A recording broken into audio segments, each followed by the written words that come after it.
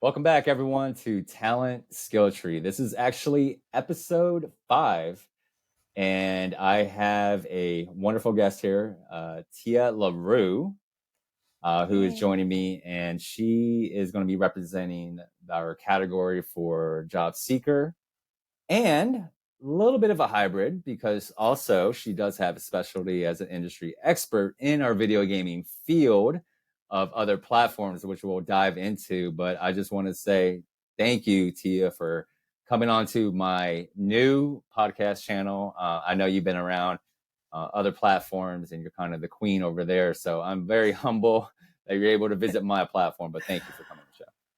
Oh my goodness. I mean, thank you. I not a big deal at all. I think he said he's like, yeah, is there anything off limits? I'm like, I do dumb stuff on the internet, so I'm sure this is probably the more professional approach and because you do amazing things on LinkedIn and yeah, I'm Thank so you. excited.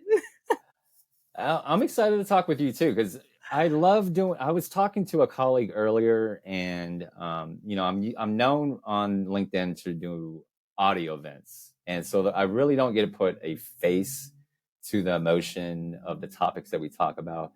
And so that's kind of the beautiful thing that's coming from this event is I'm actually networking more and getting the chance to meet with people one on one. And so I love the opportunities for events like this. And in your case, as you were on one of my LinkedIn audio events or my coffee chats, and I remember you because you were on it a couple of times, and I actually picked you from the audience where you had a question, and always had a great time. Always, had tons of laughs because you always made it fun. You're a natural, of course, because of your streaming platforms, but I just want to say I remember you specifically, and that's the reason why I reached out to you. So thank you Yay. again for For your sure. engagement and just taking the time to really support the video gaming industry as a whole, both on the professional and on the entertainment side, which of course you come from. So, but let's get right Yeah. into that here, Tia. So Yeah. in my segments, this would be the job seeker segment, as I mentioned in the beginning here. So, kind of tell us where you're at now. Are you currently unemployed? Are you currently searching for a job? How's it going for you right now? Yeah, so currently unemployed, come from the recruiting space. I fell into recruiting after COVID. I owned my own wedding photography business, so I've always done like kind of creative things and have been a gamer for forever. And so fell into recruiting, got laid off 3 months ago, but I've been streaming for almost 2 years now. And just, I love everything about the gaming industry and I mean, from the social media of it, from the fans of it. I mean, it's such an important place that we need for our society, I think, in general. Like, entertainment is important. And this is something that people can, like, do together and grow together Mm-hmm. and build friendships and everything like that. But yeah, I am looking right now. And that's okay. And I think you're not alone. So, you know, we mentioned this before on the other shows that this is a tough economy. It's an Mm-hmm. unfortunate situation where there has been a lot of layoffs and rifts. And so not only are you competing in a tough market in general, but you're also competing with a lot of people who have been let go and have rifts. And so these are top tiered candidates who's been in the industry for 10, 20 years. So now you're not Yeah. only competing in a tough market, but you're also competing in a very highly competitive market. And so that has to be tough. And I think one of the misnomers I get a lot is recruiters, they're tone deaf because they kind of see this all the time. But for me, and hopefully you can vouch for this, I definitely feel the hurt and the frustration and the stress. And that's the reason why I do these events and part of the reason why I try to reach out and answer my messages on a daily basis here. I know I'm not perfect and I know I can't speak on behalf of all recruiters or staffing professionals, but my heart does go out. And so in regards to your job search, can you tell us just walk us through a day? Do you normally send out applications? Do you network? How many applications do you send a day? Just walk us through a typical day of your job search, if you don't mind. Yeah. Well, I mean, because I definitely didn't see my layoff coming. And so I hit it really hard in the beginning. Like the first, I'm sure a lot of people, if they're unemployed or been laid off or anything like that, like you kind of go through a whirlwind of emotions. And so for the first like month to maybe 2 months, because I'm 3 months in now, I sent hundreds, like at least 3 to 500 within that time. And I was networking. I was, trying to look at the right people on LinkedIn with for, these jobs I was really excited about. And that just it wears on you. Not you can't do that day in and day out. So now I'm Yeah, sending probably about like 3 to 5 applications a day, and trying to still continue to network. I think networking is the biggest thing because, especially for, I'm applying for so many different roles. I'm still applying for recruiting, but I have friends in the recruiting world that are also laid off and are not even hearing back. And not to say anything bad about the recruiters, it's just the market that we're in, and everybody's, they're, I mean, thousands of people are applying sometimes for one role, for one especially for role. Yep, me. Yeah, especially because I like in remote, and things are changing after COVID. And at first, a lot of things were, remote, but now people are taking away remote roles, which makes sense for some companies. For me, I'm a single mom and I have 2 boys, and my oldest is autistic, so I have to have remote, and that's what I've had.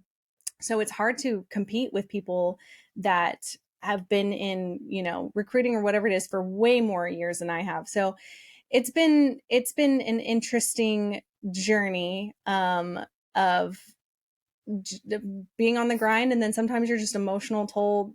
It's a lot for, and that does I mean, happen. Yeah, you get yeah, burnout. We're human.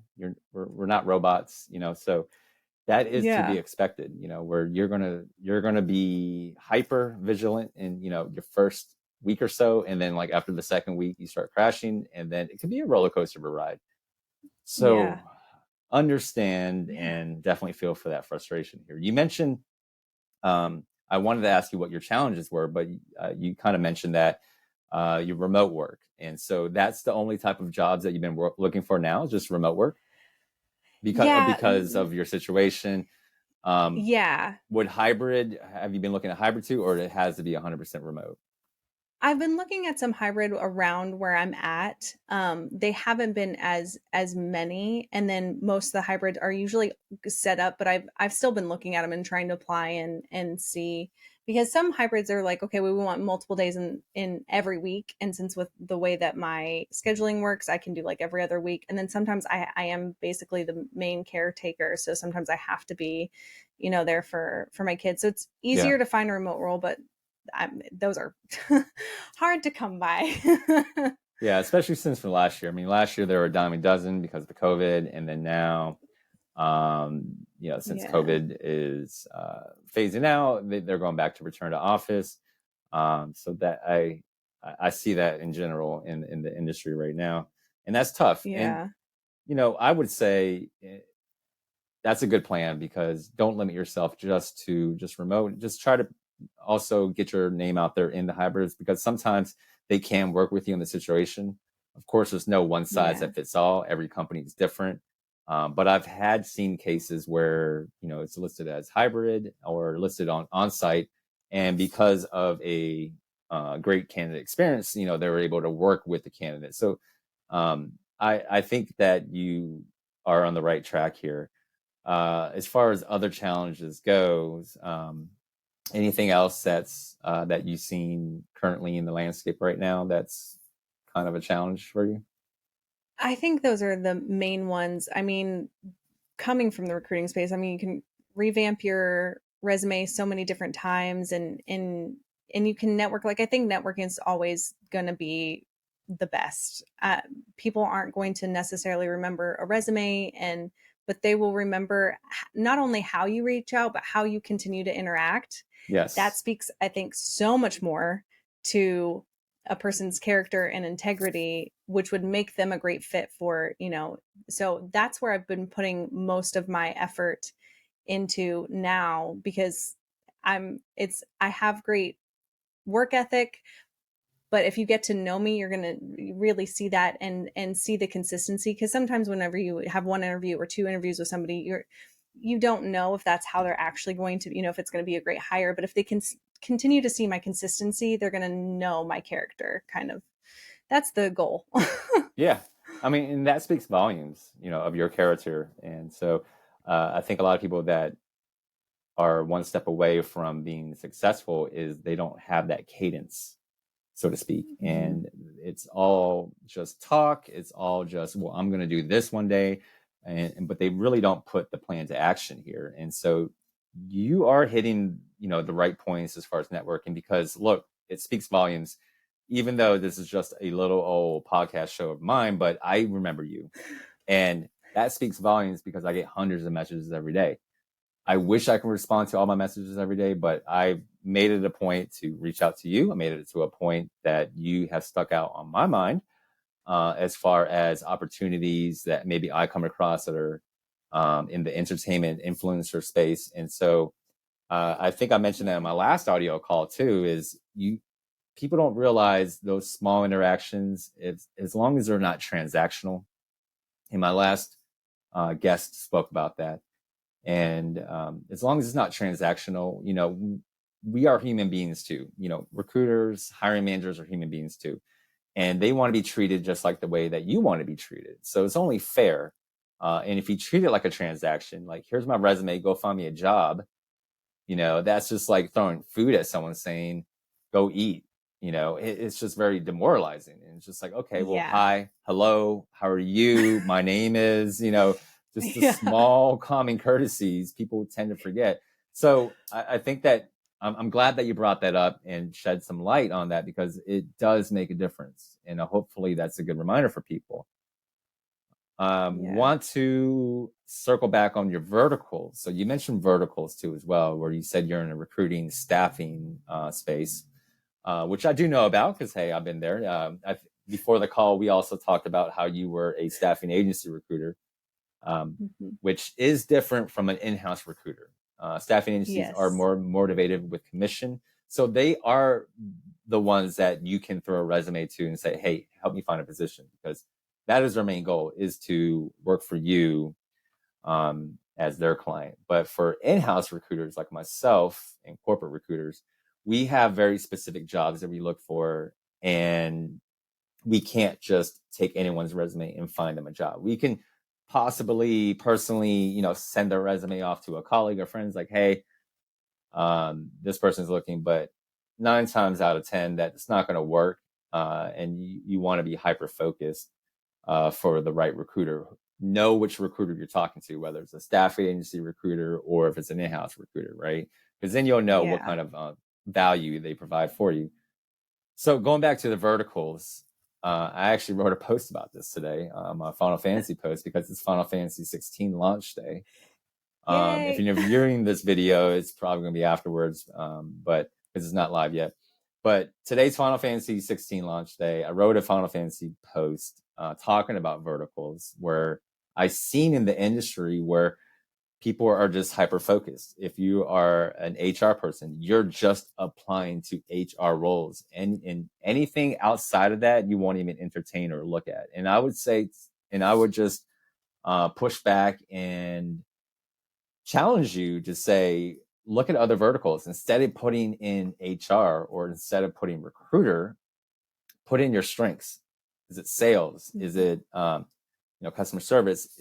Put in those keywords that are your strengths on your resume, and then see what the website, see what LinkedIn, see what Indeed.com spits back at you. You'll be surprised on the different types of positions out there that you may not be familiar with.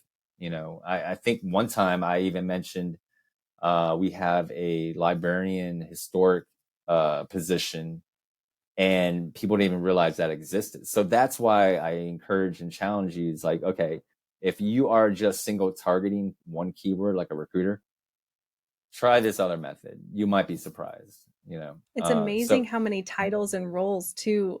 They're the same job, but just that small change of like what people will title things that you wouldn't even think to look up, which would have your strengths.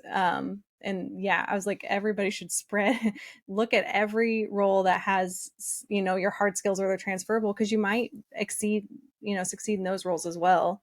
Oh, yeah, absolutely.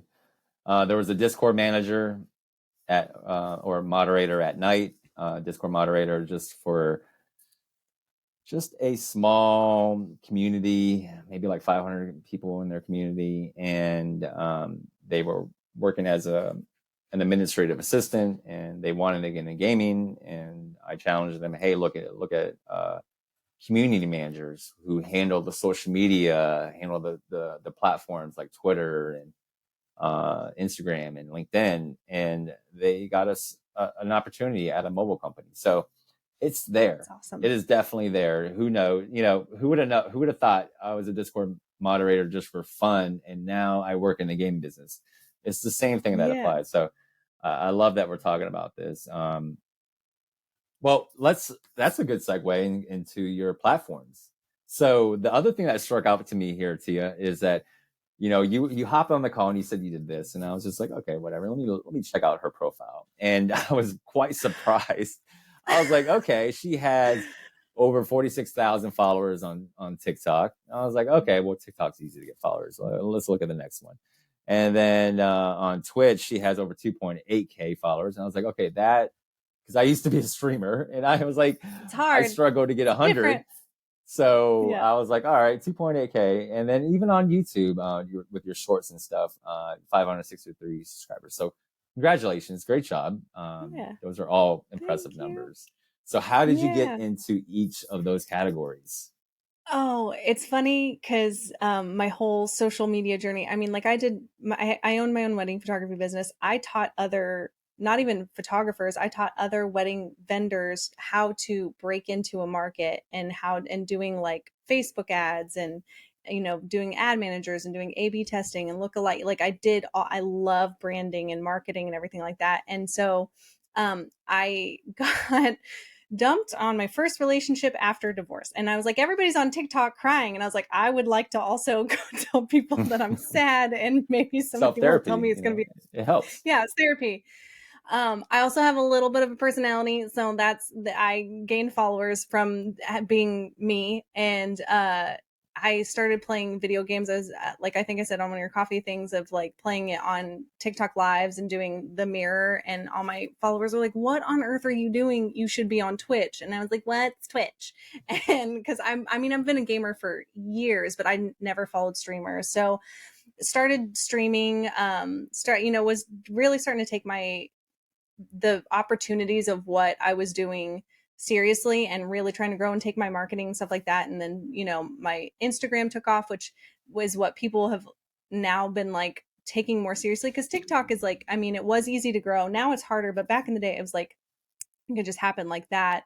And Instagram's a little bit different. People take it a lot more seriously. So since that's taken off, I've had a lot, just fun opportunities. And it's like a puzzle for me. I love the creativity of it. I love all that stuff. There's a very hard side to it that people don't realize, especially if you are sharing things about your life, Hmm. and being quote unquote public. That is a hard balance, and comments and people being very mean on the internet, Sure. surprisingly, shockingly. Like, And but yeah, that so is, that is a topic that kind of gets brushed over, especially with diversity, equity, and inclusion. Uh, I support women in STEM, which is because I recruit for software engineers, and so and then also with women ambassadors in gaming and women in gaming, the challenges that women have in the gaming industry is real, is tough. I know there's a lot of trolls out there that would say, "Well, it's easy for women; they just need to get in a bikini." That yep, only worked for one pretty much big streamer right now, and she yeah, and she doesn't need to do that anymore. But I think people take yeah, they just jump on that bandwagon. It's like, oh well, you're a female streamer and you really don't know how to play video games. You're just but I love that your story that you people actually told you that you should be doing this. You know what I mean, and not you yeah, coming out there saying I'm the best. I already know what I'm just being cocky and arrogant. You actually fell into it because people encourage you and you had a strong support system. So that's Yeah. amazing. What as far as those other challenges, what other challenges have you seen in that realm? I can only imagine, since I'm a male, so I Oh, don't want to be tone deaf. With no, no, you're good. That's what it's honestly what kept me away for the longest time was like I'm not super sweaty. Like although I play some shooters. I like Fortnite. Nobody get mad at me, but it's a fun thing to play. And I hmm stayed away from all this stuff. Like I played a lot of so many open world RPGs and all this different stuff and I remember thinking like, yeah, I'm not going to be being super strange and for streams just to get followers because that's not a fun interaction. I was like, I'm a good gamer, but I'm not sweaty. So I'm like, who wants to? I'm funny though. That's been my shtick, and I'm relatable. And I've my biggest thing with like the community that I've built and I'm proud to say for the longest time of like my Discord is called like because my name on everything, if anybody wants to follow me, is Tia So Fierce. But I specifically named my Discord We So Fierce because I never wanted to be just about me or that people are following me just because they think they want to try to date me or anything like that. I wanted it to be a safe space for people to come and hang out, find joy because there's so much hard stuff in the world. And I wanted it to be including for girls and stuff like that because I would go and try to watch some streams like when I was starting and I was like, hmm I don't fit in the culture. And I was like, how am I going to stream and people are going to want to watch me play video games? I don't feel like I'm not cosplaying, but I'm not, in a bikini. And so it's been a very interesting journey. Um, and a fun one and sad at times. I've had, unfortunately, when you start gaining following, people want to piggyback off that or like, just want it because you have a following and it's a weird interaction of the same thing of like transactional. I'm sure for recruiting and you're big on LinkedIn, it starts to be where people are like, well, let me just see what I can kind of get or let me like get their network. Or it's not that they're actually caring about you Yeah. as a human, it's what can I get from you. And so that has been a very hard journey, but I'm so excited where I'm at now. And I just, even if I never become like a full time streamer, I am always going to be in video games and I want to continue to stream because people need a place to belong and there's a lot of people that don't have that. So that's my biggest heart with my community. Yeah, and I love that about our community too, as well as, you know, people always say music is their therapy. And I absolutely agree. Music is therapy. It has helped out a lot of people. It helped out me in situations. I remember my last big heartbreak. I was just listening to NF songs and, Post Malone. And there were probably bad songs to listen to, but they were very passionate and fiery and just like, you know what? I don't need them. I could do this on my Yeah. own. But it was Yeah. therapy, right? I needed that. Don't Yeah. judge me, but it was therapy. Yeah. And I kind of mentioned this with Amir Satvat on my last guest. We talked about video gaming has all those elements. If you think about it, it not only has the actor, film, cinematic type of element, but it also has music. And speaking of Yes. Final Fantasy is known for the music, where they actually have orchestras come all over the world and tour just for their sympathies alone. And so I think, not to brag or anything, but the video games are much better than music because it has all the elements combined, you know? Yes. And so you absolutely hit that on the head. And I'm sorry that you go through those trolls. I definitely, my heart goes out because I know it's frustrating, even for me as a male. Um, I get trolls, and so I know it's probably like 10 times worse on the other side here. So you have a good head on your shoulders, though, it seems like, because you just take it in stride. And plenty of rappers out there will tell you, if you do not have trolls and you do not have haters, then you're in the wrong business and you're doing it wrong. So Yep. that's how you know you're making strides. That's how you know you're getting attention, because you have the trolls. They just Yep. want to tear you down. They want to tear down your success, and you're not going to let them do that here. So more power to you. Let's Yeah. go back into the career aspect of it. Have you tried to apply to like esports manager, influencer jobs? My previous guest is a global events manager, Madison Edgar. who works with me with Activision Blizzard, and she came from the business side of the world and didn't even think about the video game world, and that's how she landed into that type of role. Have you started applying to those roles? Have you? What are your thoughts on those roles? Oh, yeah, I've been applying to community manager roles, social media manager, any kind of marketing stuff. Because I didn't ever finish my degree in digital photography. I mean, I didn't need it for owning my own wedding business. I had a successful business pre-COVID.